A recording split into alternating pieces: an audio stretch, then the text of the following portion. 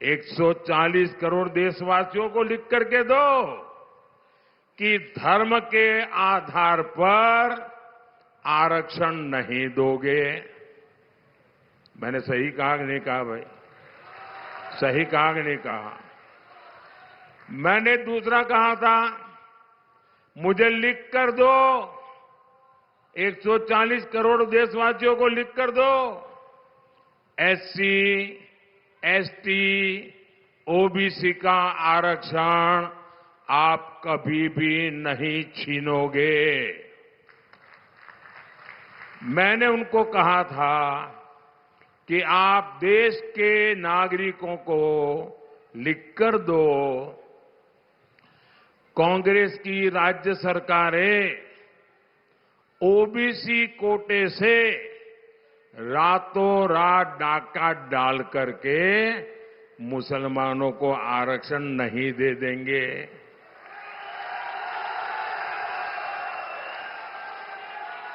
अब मेरे 3 सवाल, बहुत सिंपल सवाल है साहब, लेकिन कांग्रेस चुप बैठकर बैठ गई है, बन करके मुंह पे ताला लगा दिया है उसने। ये चुप्पी खतरे वाली चुप्पी है भाई।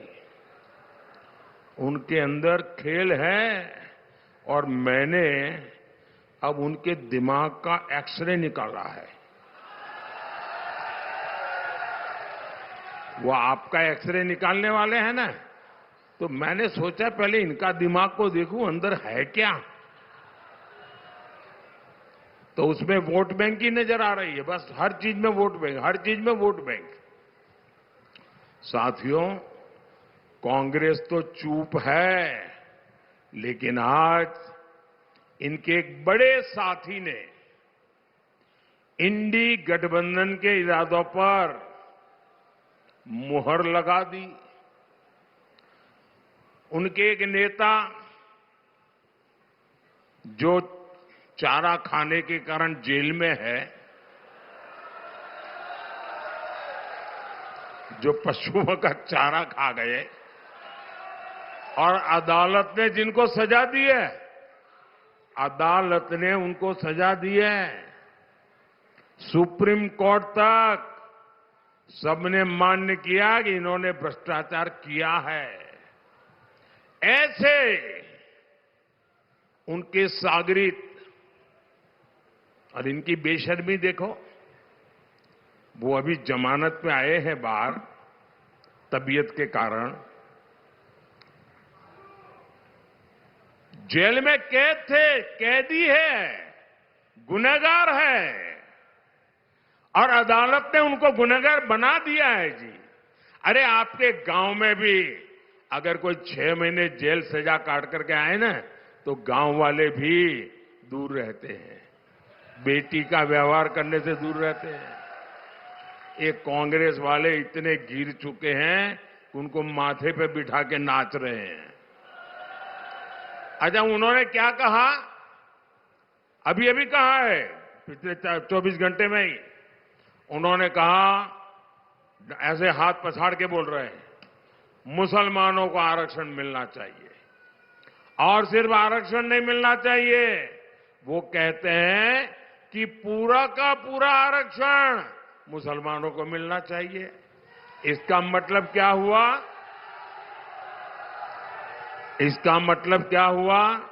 यानी एससी, एसटी, ओबीसी समाज को जितना आरक्षण मिला है वो छीनकर ये लोग पूरा का पूरा आरक्षण मुसलमानों को देना चाहते हैं।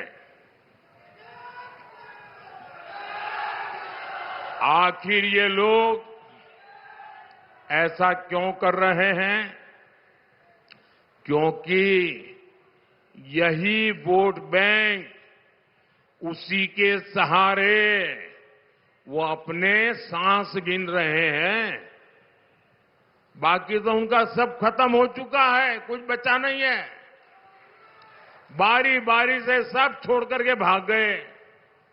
बताइए साथियों, मोदी तो इतने दिनों से सिर्फ यही कह रहा था कि ये आपके हक में से कुछ हिस्सा काटकर धर्म के आधार पर बांट देंगे, लेकिन इनकी साजिश तो और गहरी है।